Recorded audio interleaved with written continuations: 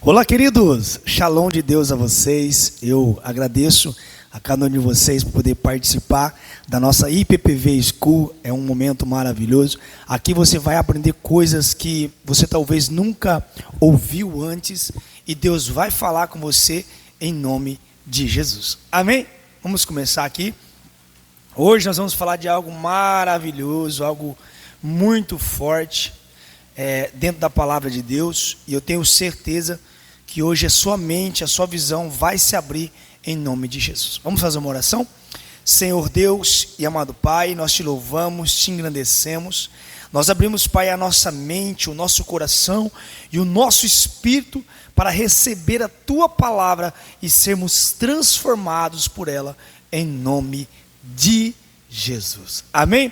Nós estamos numa semana dos 7 tipos de oferta do Novo Testamento. Pastor, tem gente que odeia que fala de dízimo e oferta. Tem ou não tem, cooperador? Odeia. Ele fica literalmente endemoniado quando nós falamos de dízimo e de oferta. Sabe por quê? Porque a Bíblia diz que existem 2 espíritos que odeiam dízimo e oferta. O primeiro espírito é o espírito de Caim, e o segundo espírito é o espírito de Judas. Então esse espírito aí talvez está rondando talvez a sua vida, a sua casa, mas em nome de Jesus, que hoje você coloque ele para correr, em nome de Jesus. Amém? Aqui nós temos os 7 tipos do Novo Testamento. Eu não coloquei ainda os textos aqui na frente, mas nas outras aulas eu vou colocar, porque eu só estou passando uma pinceladinha para você. Dízimo, oferta, essa oferta aqui é gratidão. Primícia, voto, semeadura, esmola, que é o mesmo que caridade, e ofertas de sacrifício. Irmãos, então nós vamos falar hoje do primeiro, do dízimo. Meu Deus, como eu falei, tem pessoas que ficam completamente perturbadas quando nós falamos de dízimo, que ele não gosta de dinheiro, de falar de dinheiro. Ele é às vezes um avarento, então ele odeia falar de dinheiro. Mas hoje eu quero falar de algumas coisas que vão mudar teu pensamento em nome de Jesus nessa geração. Porque nunca se ouve um tempo de tantas pessoas falando mal do dízimo, da oferta, né? E classificam porque um faz coisa errada, todo mundo já fez. E um dia, dentro desse contexto aqui de dízimo, uma pessoa chegou em mim e disse: pastor, a partir de hoje eu vou dizimar para os pobres. Eu falei: nossa, como que esse cara, ele está preocupado, cooperador, com os pobres, né? Como é que ele tem um coração bom para os pobres? Aí eu disse assim: tá bom, querido, eu achei muito legal a tua atitude, mas não pegue aquilo que é de Deus. Já que você está tão preocupado com os pobres, pegue daquilo que é seu. Ou seja, traga a sua 10ª parte para a igreja, no altar, e dos 90% que sobrar, você abençoa os pobres. Aí ficou difícil. Porque mexer naquilo que é de Deus é fácil, cara. Mexer naquilo que é seu, naquilo que é meu, né? É fácil. Então, querido, aquilo que é de Deus, aquilo que é seu. Amém? Então vamos iniciar aqui. Primeiramente, o que nós precisamos entender sobre dízimo e oferta? Entendermos da onde veio isso e da onde foi criado isso e o porquê disso. Primeiro você vai entender. Nós vamos começar com Mateus, capítulo 23 e versículo 23, que está no Novo Testamento. Vou repetir para ver se provocar alguma coisa em você, porque tem gente aí que fica: pastor, o dízimo é coisa lá de trás. É isso mesmo, mas aqui nós estamos no Novo Testamento, Mateus 23 e 23. Mas antes de eu falar isso aqui, eu preciso pegar um parênteses aqui e dizer para você que o Novo Testamento, ele não eliminou o Velho Testamento. Ele veio cumprir o que o Antigo Testamento disse para nós. Então ele veio completar. Ele está escondido no Velho e o Velho está escondido no Novo. Amém, querido? Glória a Deus por isso. Então não confunda que o Novo Testamento veio eliminar o Velho, porque isso não é uma verdade. Quer um exemplo? Qual é a Bíblia que Jesus usava, Cauê? O Antigo Testamento. Qual é a Bíblia que o apóstolo Paulo pregava? O Antigo Testamento. Qual é a Bíblia que os apóstolos usaram? O Antigo Testamento. Então não tem cogitação, nem uma briga sobre isso. Só fala mal disso quem não entende de Bíblia. Esse é o primeiro ponto. O segundo ponto que você precisa entender, não confundir, é lei de Moisés com o Antigo Testamento. Lei de Moisés é uma coisa E o Antigo Testamento é outra coisa. É aqui que nasce todo o embaraço e problema. Então fixa muito nisso aqui. Antigo Testamento é uma coisa e lei de Moisés é outra coisa. E é isso que nós vamos falar hoje aqui em nome de Jesus. Mateus 23, 23. Olha o que Jesus disse: ai de vós, escribas e fariseus hipócritas. Então ele está falando no geral. Porque dais o dízimo da hortelã, do endro, do cominho, e tendes negligenciado os preceitos mais importantes da lei. Preste atenção: justiça, a misericórdia e a fé. Olha o que ele vai dizer: deveis, preste atenção, deveis, porém, fazer estas coisas sem omitir aquelas. Que coisas você deve fazer? Justiça, misericórdia e fé. E deveis, porém, fazer estas coisas sem omitir aquelas. Ou seja, você deve ter justiça em você, misericórdia e fé, mas você também deve trazer o dízimo. Então, isso aqui já resume muita coisa. Amém? Isso aqui está no Novo Testamento. E outra coisa que você precisa entender: quantos sacerdócios existem na Bíblia? Isso aqui é muito profundo. E eu coloquei aqui propositalmente os 2 sacerdócios que a Bíblia menciona que existem. O primeiro sacerdócio de Melquisedeque, que se encontra em Gênesis 14, 18. Coloca para mim esse texto, filho. Então, eu quero falar desse primeiro sacerdócio, Gênesis 14 e 18, que diz: Melquisedeque, rei de Salém, trouxe pão e vinho, e era sacerdote do Deus Altíssimo. E abençoou ele a Abrão e disse: bendito seja Abrão pelo Deus Altíssimo, que possui os céus e a terra. E bendito seja o Deus Altíssimo, que entregou os teus inimigos nas tuas mãos. E de tudo lhe deu o dízimo em Abraham, ou seja, Abrão, cooperador, ele trouxe todo o dízimo que ele conquistou na guerra.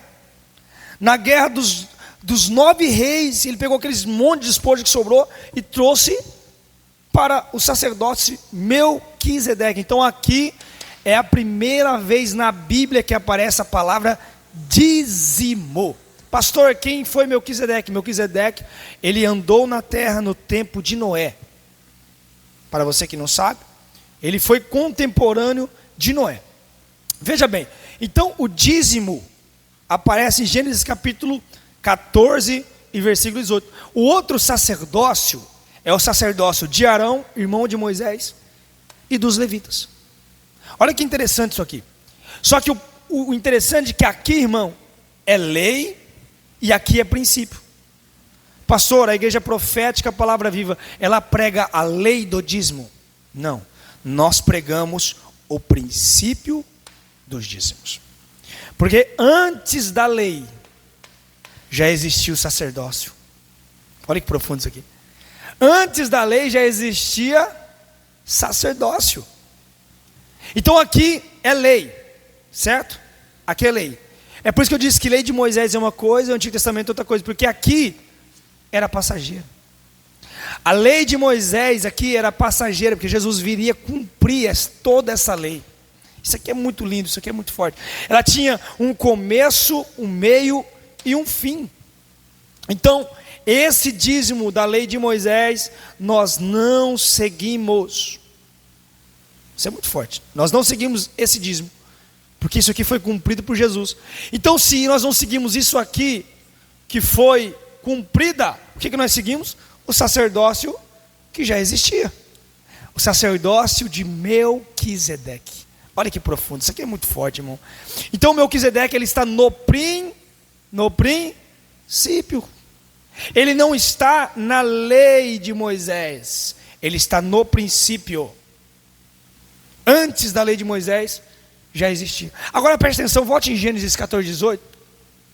Gênesis 14, 18, eu vou falar algumas características desse sacerdote, que é diferente desse sacerdócio. O modelo de sacerdócio que Deus sempre quis ter não era esse modelo, mas era sim esse modelo. Agora note o porquê disso. E Melquisedeque, rei de Salém. Primeiro ponto. Aqui na lei de Moisés, Arão era rei? Não. Os levitas eram reis? Também não. Mas nesse sacerdócio aqui, Melquisedeque, ele é tanto sacerdote como ele também é rei. Ele era rei de Salém, ou Jerusalém, e trouxe pão e vinho. Agora começa a ficar interessante, porque esse cara trouxe pão e trouxe vinho, muito forte. E quando nós falamos de pão e vinho, nós lembramos de quem? De Santa Ceia. A palavra ceia significa janta. Então nós falamos de pão e de vinho, comunhão. Nós falamos de algo diferente daqui. E mais interessante agora vai ser o texto de 1 Pedro 2,9. Coloca para mim, filho. Mais interessante é o primeiro texto que eu quero lembrar aqui você. 1 Pedro 2,9. Então aqui, Arão e os levitas, eles só eram sacerdotes, não eram reis. Aqui, Melquisedeque era tanto sacerdote como ele era rei. Olha que interessante. Lembre-se que eu disse, frise isso. Esse é o modelo que Deus quer que você siga. Vós, porém, sois raça eleita, sacerdócio real. Pronto, já mudou tudo. Você, além de ser uma geração eleita, você é sacerdócio real, nação santa, propriedade exclusiva de Deus, a fim de proclamar as virtudes daquele que vos chamou das trevas para a maravilhosa luz. Então aqui em Pedro já está resumindo muita coisa, porque ele está dizendo que você é sacerdócio real, você também é rei. Está dizendo que você é uma raça eleita. Agora tem gente que não entende isso. Geração eleita. Quanta gente, irmão, passou nessa terra, cooperador? Olha quando a gente já morreu. Então vamos lá, vamos trilhar aqui. Aqui é o caminho. Olha quanta gente passou aqui. Olha o tanto de gente que passou aqui. Mas quando chegou aqui, Pedro está dizendo que nós somos a geração eleita. Então aqui tem algo diferente. Tem aí, igreja. A igreja é a geração eleita por Deus. Olha quanta gente morreu aqui, ó, que queria ter chegado aqui e ele não chegou. Moisés sempre desejou ter isso aqui e ele não teve. Moisés, cooperador, nunca foi chamado de filho por Deus. Olha que interessante. Moisés nunca foi chamado de filho. Nunca. Moisés não teve os seus pecados purificados como você tem a oportunidade. A Bíblia diz que Deus cobriu os pecados de Moisés. Mas você não, você é lavado e remido pelo sangue do Cordeiro. Oh, aleluia. É por isso que você é a geração eleita. Homens sonharam em ter 10% do que você tem. Amém, gente? Glória a Deus. Está ficando interessante aqui. Mas vamos lá. Então aqui, 1 Pedro 2,9 diz que nós somos a raça eleita, ou a geração eleita e sacerdócio real. Você, além de ser sacerdote, você agora pode assumir o governo de rei. Por quê? Porque Deus queria que você tanto fosse um rei para governar a terra, como você fosse um sacerdote para você ter intimidade com Deus. Isso é profundo demais, glória a Deus. Só quem não gosta disso aqui que não entende. Então agora vamos para o último texto. E esse texto é um dos textos mais profundos. E eu quero tentar entrar um pouquinho aqui em Salmo 110. Salmo 110, para poder falar para você. Então, quero só frisar. Esse sacerdócio, ele foi cumprido por Jesus porque era passageiro. O que está em vigor? O sacerdócio de Melquisedeque. Nós vamos saber por que agora.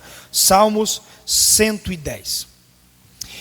Versículo 4 direto, pode colocar o direto. Na verdade, pode deixar no 1 primeiro. Põe no 1, fazendo um favor. E disse o Senhor quem? Yahvé, ao meu Senhor Adonai. Ou seja, disse Yahvé para Jesus: senta-te à minha direita, até que eu ponha os seus inimigos debaixo dos teus pés. Agora põe o 4, pode colocar o 4 já. E o Senhor jurou e não se arrependerá: tu és sacerdote para... Dá um grito aí. Para sempre. Segundo a ordem de meu Deus do céu. Segundo a ordem de quem? Melquisedeque. Ele não falou segundo a ordem de Arão. Ele não falou segundo a ordem dos levitas. Ele falou segundo a ordem de Melquisedeque. Meu Deus, é muito profundo demais isso aqui. É profundo demais. E Davi está tendo uma revelação que ninguém teve. Ah, meu Deus do céu, é muito profundo isso aqui. Eu estou quase pregando aqui. Davi teve uma revelação do sacerdócio. Davi, você sabia que Davi, ele teve a revelação da pessoa do Espírito Santo. Você sabia que o rei Davi foi o único rei que ousou em ser sacerdote? Ele ousou em ser sacerdote, irmão. Como posso dizer, ele tentou sentir o gostinho de poder ser um sacerdote. Todo rei que entrava dentro do templo para sacrificar, morria, Deus matava. Deus matou Saul, lembra de Saul?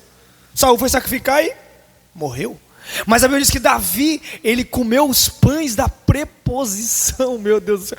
Davi um dia disse assim: tragam-me para mim roupas sacerdotais. Ele amou tanto a Deus, que ele ousou em querer ser um sacerdote, e Deus não matou ele, porque Deus se apaixonou por Davi, cooperador.